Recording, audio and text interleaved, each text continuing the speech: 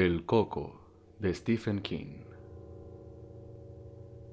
Recurro a usted porque quiero contarle mi historia, dijo el hombre acostado sobre el diván del doctor Harper. El hombre era Lester Billings, de Waterbury, Connecticut. Según la ficha de la enfermera Vickers, tenía 28 años, trabajaba para una empresa industrial en Nueva York, estaba divorciado y había tenido 3 hijos, todos muertos. No puedo recurrir a un cura porque no soy católico.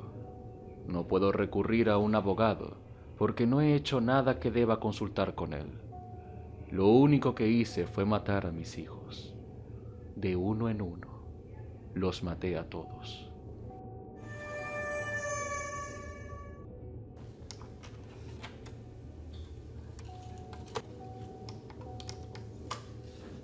El doctor Harper puso en marcha el magnetófono. Billings estaba duro como una estaca sobre el diván, sin darle un ápice de sí. Sus pies sobresalían, rígidos por el extremo. Era la imagen de un hombre que se sometía a una humillación necesaria. Tenía las manos cruzadas sobre el pecho, como un cadáver. Sus facciones se mantenían escrupulosamente compuestas. Miraba el simple cielo raso, blanco de paneles, como si por su superficie desfilaran escenas e imágenes. ¿Quiere decir que los mató realmente o no? Un movimiento impaciente de la mano. Pero fui irresponsable. Denny en 1967, Shear en 1971 y Andy este año. Quiero contárselo. El doctor Harper no dio nada. Le pareció que Billings tenía un aspecto demacrado y envejecido. Su cabello raleaba, su tez estaba pálida, sus ojos encerraban todos los secretos miserables del whisky. Fueron asesinados, entiende, pero nadie lo cree. Si lo creyeran, todo se arreglaría. ¿Por qué? Porque Billings se interrumpió y se irguió bruscamente sobre los codos, mirando hacia el otro extremo de la habitación. ¿Qué es eso?, bramó. Sus ojos se habían entrecerrado, reduciéndose a 2 tajos oscuros. ¿Qué es qué? Esa puerta. El armario empotrado, respondió el doctor Harper, donde cuelgo mi abrigo y dejo mis chanclos. Ábralo. Quiero ver lo que hay dentro. El doctor Harper se levantó en silencio, atravesó la habitación y abrió la puerta.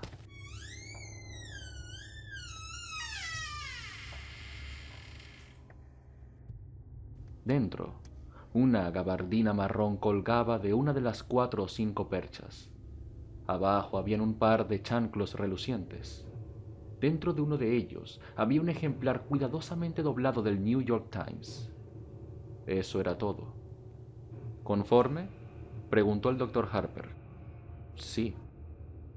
Billings dejó de apoyarse sobre los codos y volvió a la posición anterior.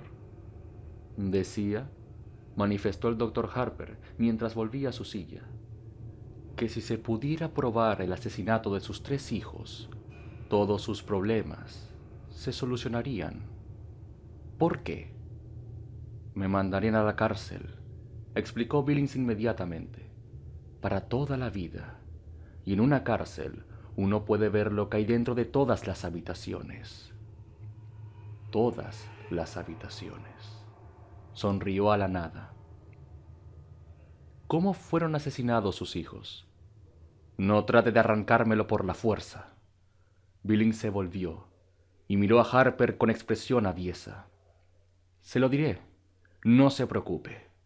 No soy uno de sus chalados que se pasean por el mundo y pretenden ser Napoleón, o que justifican haberse aficionado a la heroína porque la madre no los quería. Sé que no me creerá. No me interesa. No importa. Me bastará con contárselo. Muy bien. El doctor Harper extrajo su pipa. Me casé con Rita en 1965 y tenía 21 años y ella 18. Estaba embarazada. Ese hijo fue Denny.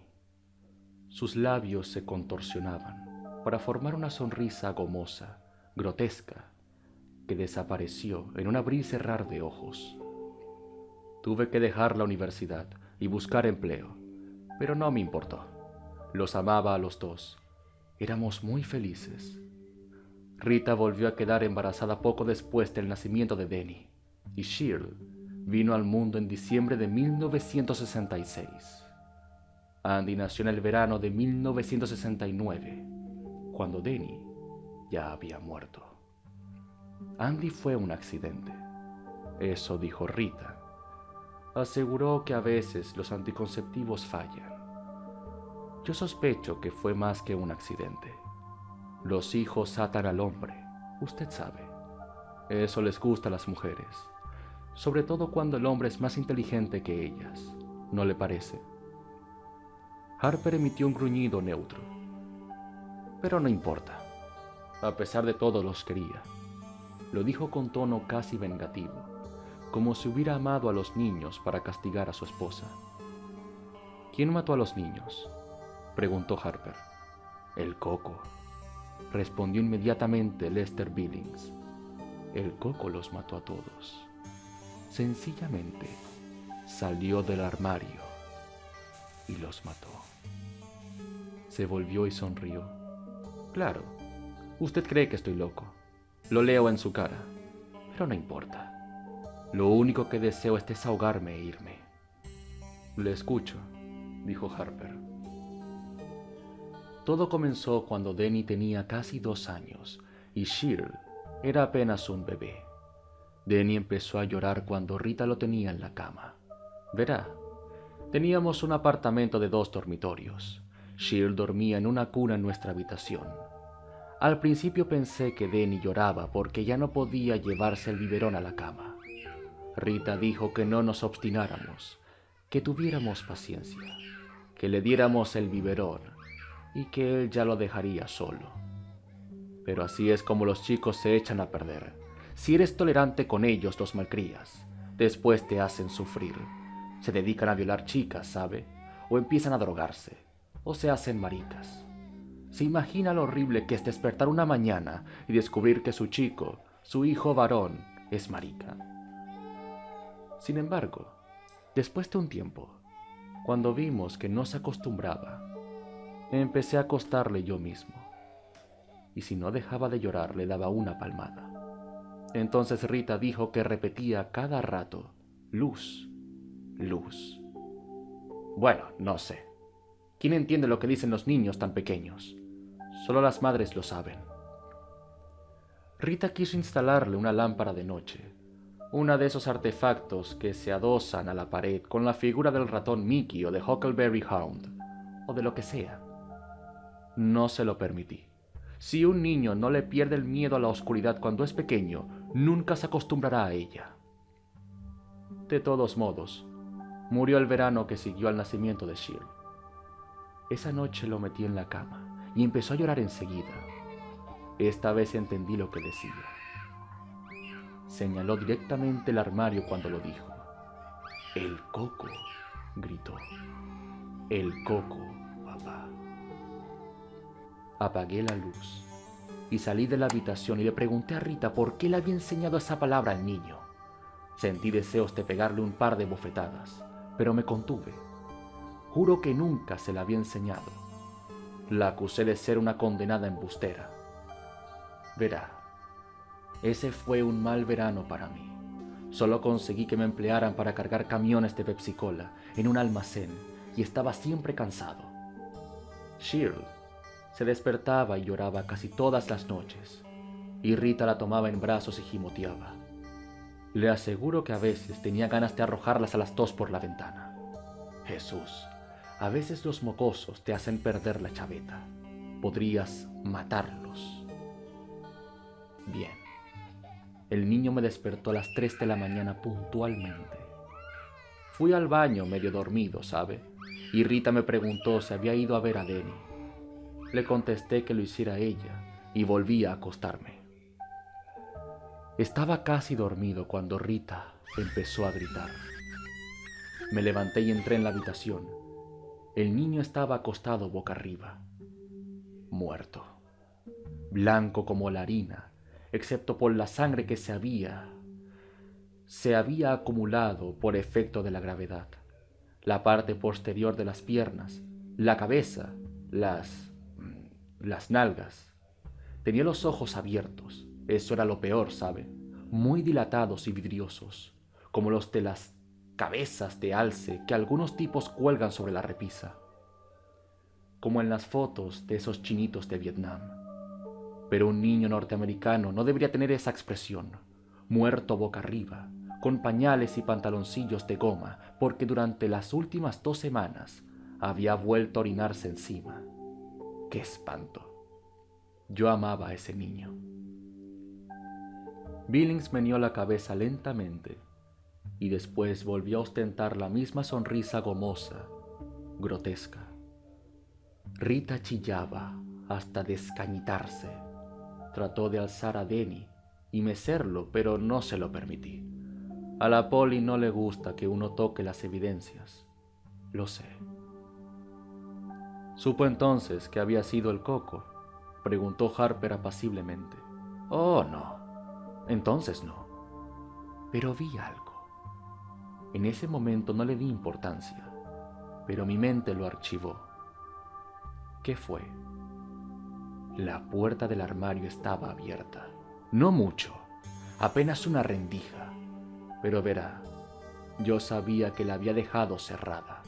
Dentro había bolsas de plástico. Un niño se pone a jugar con una de esas y adiós. Se asfixia. ¿Lo sabía? Sí. ¿Qué sucedió después? Billings se encogió de hombros. Lo enterramos.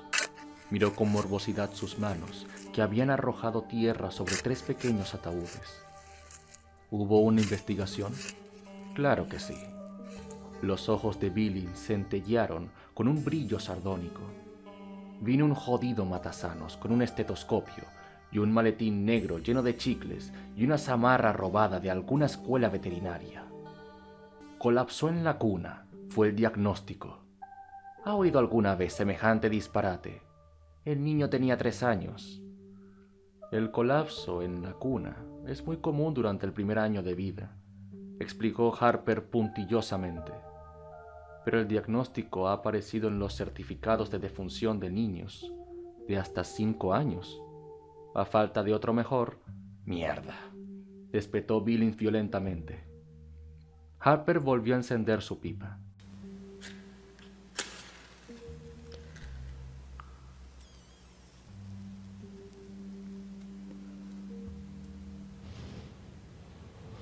Un mes después del funeral instalamos a Shirley en la antigua habitación de Denny. Rita se resistió con uñas y dientes, pero yo dije la última palabra. Me dolió, por supuesto. Jesús, me encantaba tener a la mocosa con nosotros. Pero no hay que sobreproteger a los niños, pues en tal caso se convierten en lisiados. Cuando yo era niño, mi madre me llevaba a la playa y después se ponía ronca gritando: no te internes tanto, no te metas allí, hay corrientes submarinas, has comido hace 1 hora, no te zambullas de cabeza. Le juro por Dios que incluso me decía que me cuidara de los tiburones. ¿Y cuál fue el resultado? Que ahora ni siquiera soy capaz de acercarme al agua. Es verdad, si me arrimo a una playa me atacan los calambres. Cuando Denny vivía, Rita consiguió que le llevase una vez con los niños de Sabin Rock. Se me descompuso el estómago. Lo sé. Entiende, no hay que sobreproteger a los niños, y uno tampoco debe ser complaciente consigo mismo. La vida continúa. Shir pasó directamente a la cuna de Denny. Claro que arrojamos el colchón viejo a la basura. No quería que mi pequeña se llenara de microbios. Así transcurrió 1 año, y una noche, cuando estoy metiendo a Shirley en su cama, empieza a aullar y chillar y llorar. El coco, papá, el coco. Eso me sobresaltó. Decía lo mismo que Denny, y empecé a recordar la puerta del armario, apenas entreabierta cuando la encontramos. Quise llevarla por esa noche a nuestra habitación. ¿Y la llevó? No. Billings se miró las manos y las facciones se convulsionaron. ¿Cómo podía confesarle a Rita que me había equivocado? Tenía que ser fuerte. Ella había sido siempre una marioneta. Recuerde con cuánta facilidad se acostó conmigo cuando aún no estábamos casados. Por otro lado, dijo Harper, recuerde con cuánta facilidad usted se acostó con ella. Billings, que estaba cambiando la posición de sus manos, se puso rígido y volvió lentamente la cabeza para mirar a Harper. ¿Pretende tomarme el pelo? Claro que no, respondió Harper. Entonces deje que lo cuente a mi manera, espetó Billings. Estoy aquí para desahogarme, para contar mi historia. No hablaré de mi vida sexual, si eso es lo que usted espera. Rita y yo hemos tenido una vida sexual muy normal, sin perversiones. Sé que a algunas personas les excita hablar de eso, pero no soy una de ellas. De acuerdo, asintió Harper. De acuerdo, repitió Billings, con ofuscada arrogancia. Parecía haber perdido el hilo de sus pensamientos, y sus ojos se desviaron, inquietos, hacia la puerta del armario, que estaba herméticamente cerrada. ¿Prefiere que la abra?, preguntó Harper. No, se apresuró a exclamar Billings. Lanzó una risita nerviosa. ¿Qué interés podría tener en ver sus chanclos? Y después de una pausa, dijo, el coco la mató también a ella. Se frotó la frente, como si fuera ordenando sus recuerdos. Un mes más tarde. Pero antes sucedió algo más. Una noche oí un ruido ahí dentro, y después Shear gritó. Abrí muy rápidamente la puerta. La luz del pasillo estaba encendida, y ella estaba sentada en la cuna, llorando, y algo se movió. En las sombras junto al armario, algo se deslizó. La puerta del armario estaba abierta, un poco, solo una rendija. Billings humedeció los labios. Shear hablaba a gritos del coco, y dijo algo más que sonó como garras, solo que ella dijo galas. ¿Sabe? A los niños les resulta difícil pronunciar la R. Rita vino corriendo y preguntó qué sucedía. Le contesté que la habían asustado las sombras de las ramas que se movían en el techo. ¿Galochas?, preguntó Harper. ¿Eh? Galas, galochas. Son una especie de chanclos. Quizás había visto las galochas en el armario y se refería a eso. Quizá, murmuró Billings. Quizás se refería a eso, pero yo no lo creo. Me pareció que decía garras. Sus ojos empezaron a buscar otra vez la puerta del armario. Garras. Largas garras. Su voz se había reducido a un susurro. Miró dentro del armario. Sí. Las manos de Billings estaban fuertemente entrelazadas sobre su pecho, tan fuertemente que se veía una luna blanca en cada nudillo. ¿Había algo dentro? Vio al... No vi nada, chilló Billings de súbito, y las palabras brotaron atropelladamente, como si hubieran arrancado un corcho negro del fondo de su alma. Cuando murió la encontré yo, verá, y estaba negra, completamente negra. Se había tragado la lengua y estaba negra como una negra de un espectáculo de negros. Me miraba fijamente.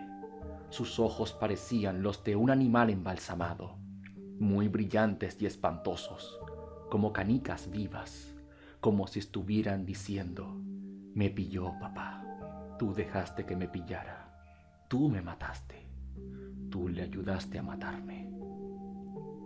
Su voz se apagó gradualmente. Un solo lagrimón silencioso se deslizó por su mejilla.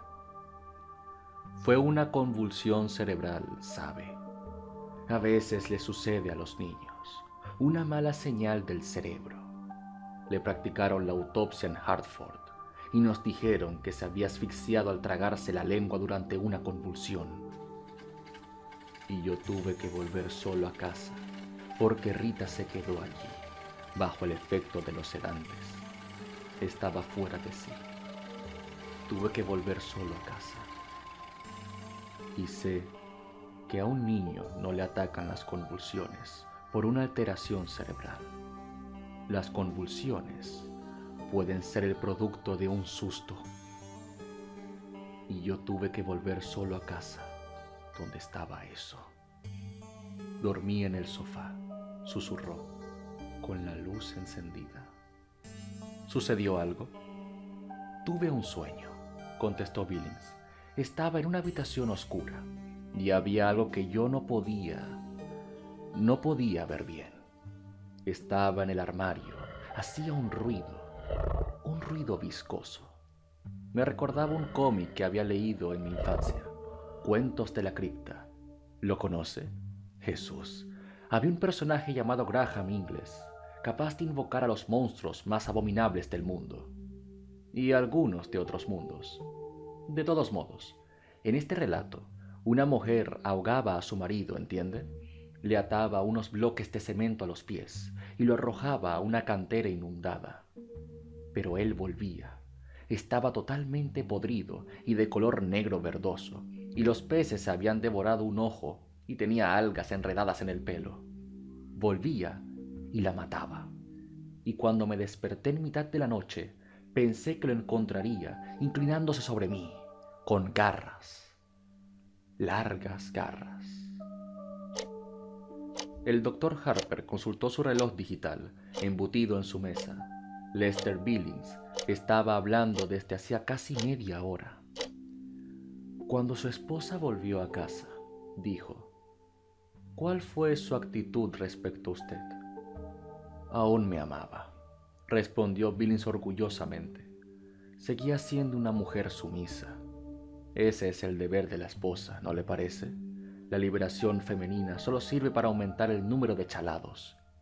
Lo más importante es que cada cual sepa ocupar su lugar, su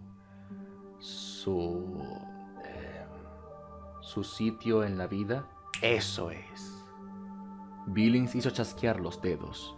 Y la mujer debe seguir al marido. Durante los primeros 4 o 5 meses que siguieron a la desgracia, estuvo bastante mustia.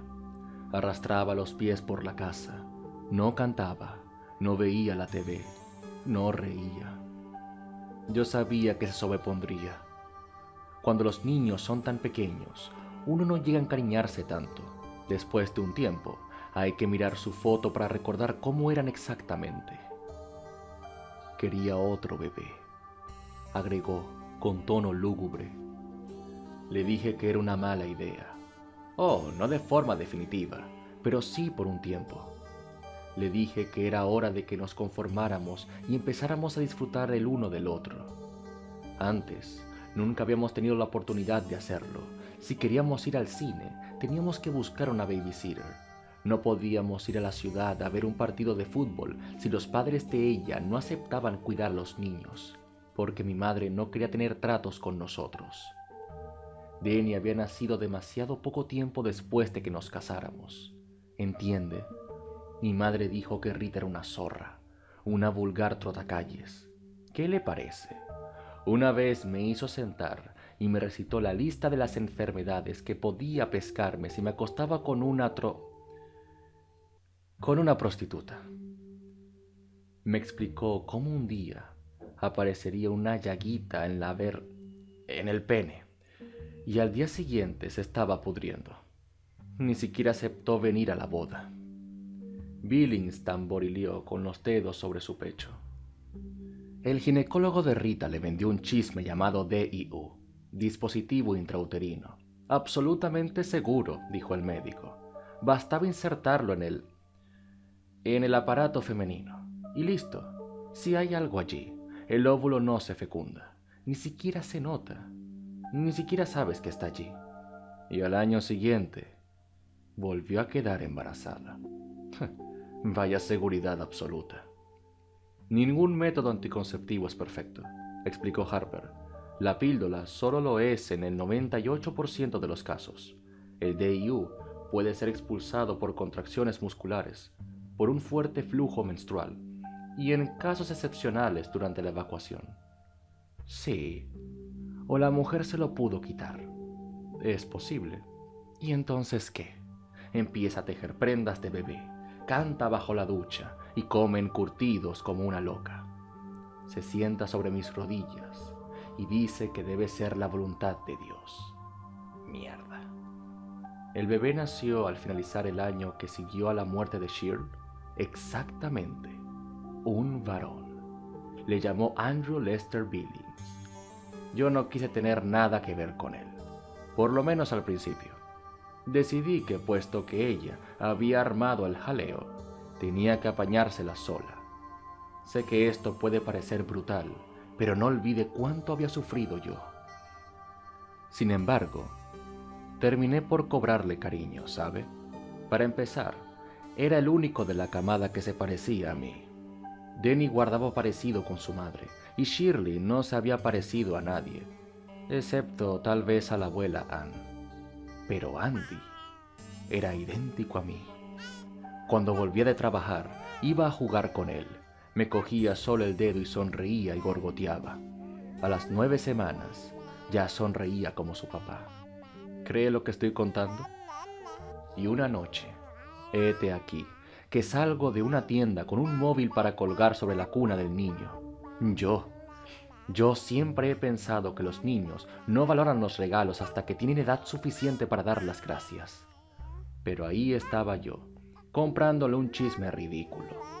Y de pronto me di cuenta de que lo quería más que a nadie. Ya había conseguido un nuevo empleo, muy bueno. Vendía taladros de la firma Cluet & Sons. Y había prosperado mucho. Y cuando Andy cumplió un año, nos mudamos a Waterbury. La vieja casa tenía demasiados malos recuerdos. Y demasiados armarios. El año siguiente fue el mejor para nosotros. Daría todos los dedos de la mano derecha por poder vivirlo de nuevo. Oh, aún había guerra en Vietnam, y los hippies seguían paseándose desnudos, y los negros vociferaban mucho. Pero nada de eso nos afectaba. Vivíamos en una calle tranquila, con buenos vecinos. Éramos felices. Resumió sencillamente. Un día le pregunté a Rita si no estaba preocupada. Usted sabe, dicen que no hay dos sin tres. Contestó que eso no se aplicaba con nosotros, que Andy era distinto, que Dios lo había rodeado con un círculo mágico. Billings miró el techo con expresión morbosa. El año pasado no fue tan bueno. Algo cambió en la casa. Empecé a dejar los chanclos en el vestíbulo porque ya no me gustaba abrir la puerta del armario. Pensaba constantemente, ¿y qué harás si está ahí dentro, agazapado y listo para abalanzarse apenas abras la puerta? Y empecé a imaginar que oía ruidos extraños, como si algo negro y verde y húmedo se estuviera moviendo apenas ahí dentro. Rita me preguntaba si no trabajaba demasiado, y empecé a insultarla como antes. Me revolvía el estómago dejarlos solos para ir a trabajar, pero al mismo tiempo me alegraba salir. Que Dios me ayude, me alegraba salir. Verá, empecé a pensar que nos había perdido durante un tiempo cuando nos mudamos. Había tenido que buscarnos, deslizándose por las calles durante la noche. Y quizás reptando por las alcantarillas, olfateando nuestro rastro. Necesitó un año, pero nos encontró. Ha vuelto, me dije. Le apetece a Andy y le apetezco yo. Empecé a sospechar que quizá, si piensas mucho tiempo en algo y crees que existe, termina por corporizarse. Quizá todos los monstruos con los que nos asustaban cuando éramos niños, Frankenstein, el hombre lobo, la momia, existían realmente. Existían en la medida suficiente para matar a los niños que aparentemente habían caído en un abismo o se habían ahogado en un lago o tan solo habían desaparecido. Quizá. ¿Se está evadiendo de algo, señor Billings? Billings permaneció un largo rato callado. En el reloj digital pasaron 2 minutos. Por fin dijo bruscamente: Andy murió en febrero. Rita no estaba en casa. Había recibido una llamada de su padre. Su madre había sufrido un accidente de coche un día después de Año Nuevo y creían que no se salvaría. Esa misma noche, Rita cogió el autobús. Su madre no murió, pero estuvo mucho tiempo, 2 meses, en la lista de pacientes graves. Yo tenía una niñera excelente que estaba con Andy durante el día, pero por la noche nos quedábamos solos. Y las puertas de los armarios porfiaban en abrirse.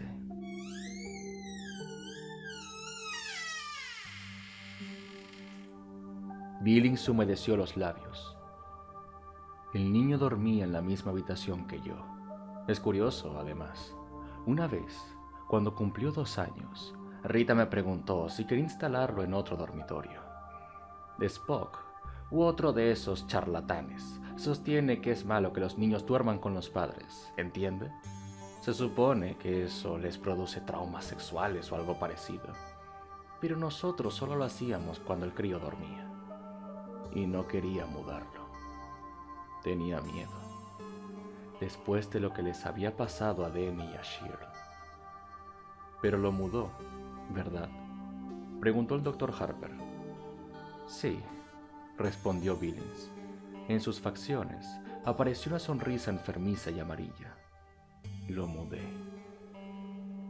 Otra pausa.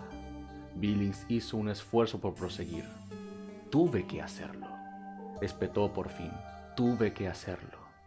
Todo había andado bien mientras Rita estaba en la casa. Pero cuando ella se fue, eso empezó a envalentonarse. Empezó a...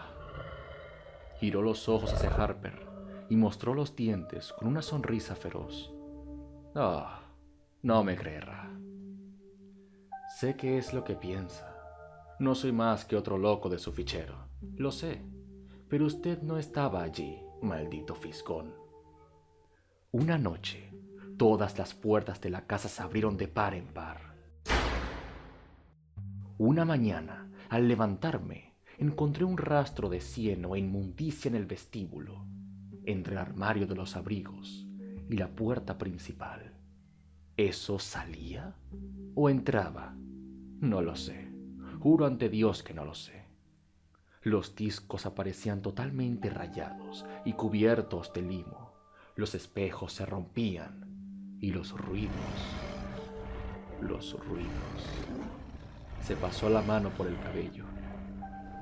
Me despertaba a las 3 de la mañana y miraba la oscuridad. Y al principio me decía, es solo el reloj. Pero por debajo del tic-tac oía que algo se movía sigilosamente. Pero no con demasiado sigilo, porque quería que yo lo oyera. Era un deslizamiento pegajoso, como el de algo salido del fregadero de la cocina, o un chasquido seco, con el de garras que se arrastran suavemente sobre la baranda de la escalera. Y cerraba los ojos, pensando que si oírlo era espantoso, verlo sería. Y siempre temía que los ruidos se interrumpieran fugazmente y que luego estallara una risa sobre mi cara y una bocanada de aire con olor a coles rancias y que unas manos se cerraran sobre mi cuello. Billings estaba pálido y tembloroso, de modo que lo mudé. Verá, sabía que primero iría a buscarle a él, porque era más débil. Y así fue. La primera vez chilló en mitad de la noche y finalmente, cuando reuní los cojones suficientes para entrar, lo encontré de pie en la cama y gritando, el coco, papá, el coco. Quiero ir con papá, quiero ir con papá. La voz de Billings sonaba atiplada, como la de un niño. Sus ojos parecían llenar toda su cara. Casi dio la impresión de haberse encogido en el diván.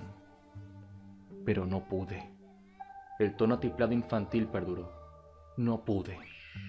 y 1 hora más tarde oí un alarido sobrecogedor, gorgoteando, y me di cuenta de que le amaba mucho, porque entré corriendo, sin siquiera encender la luz. Corrí, corrí, corrí. Oh Jesús, María y José, le había atrapado, le sacudía como un perro sacude un trapo. Y vi algo con unos repulsivos hombros encorvados y una cabeza espantapájaros, y sentí un olor parecido al que despide un ratón muerto en una botella de gaseosa. Y oí. Su voz se apagó, y después recobró el timbre de adulto. Oí cómo se quebraba el cuello de Andy. La voz de Billings sonó fría y muerta. Fue un ruido semejante al del hielo que se quiebra cuando uno patina sobre un estanque en invierno. ¿Qué sucedió después? Oh, eché a correr, respondió Billings con la voz fría a muerta. Fui a una cafetería que estaba abierta durante toda la noche. ¿Qué le parece esto? Como prueba de cobardía. Me metí en una cafetería y bebí 6 tazas de café. Después volví a casa. Ya amanecía. Llamé a la policía aún antes de subir el primer piso. Estaba tumbado en el suelo mirándome, acusándome. Había perdido un poco de sangre por una oreja, pero solo una rendija. Se cayó. Harper miró el reloj digital. Habían pasado 50 minutos. Pídale 1 hora más a la enfermera, dijo. ¿Los martes y jueves? Solo he venido a contarle mi historia, respondió Billings, para desahogarme. Le mentí a la policía, ¿sabe? Dije que probablemente el niño había tratado de bajar de la cuna por la noche. Y se lo tragaron. Claro que sí, eso era lo que parecía. Un accidente, como los otros. Pero Rita comprendió la verdad. Rita comprendió. Finalmente. Señor Billings, tenemos que conversar mucho, manifestó el doctor Harper después de una pausa. Creo que podremos eliminar parte de sus sentimientos de culpa, pero antes tendrá que desear realmente librarse de ellos. ¿Acaso piensa que no lo deseo?, exclamó Billings, apartando el antebrazo de sus ojos. Estaban rojos, irritados, doloridos. Aún no, prosiguió Harper afablemente. ¿Los martes y jueves? Maldito curandero, masculló Billings después de un largo silencio. Está bien, está bien. Pídale 1 hora a la enfermera, señor Billings. Adiós. Billings soltó una risa hueca y salió rápidamente de la consulta, sin mirar atrás. La silla de la enfermera estaba vacía.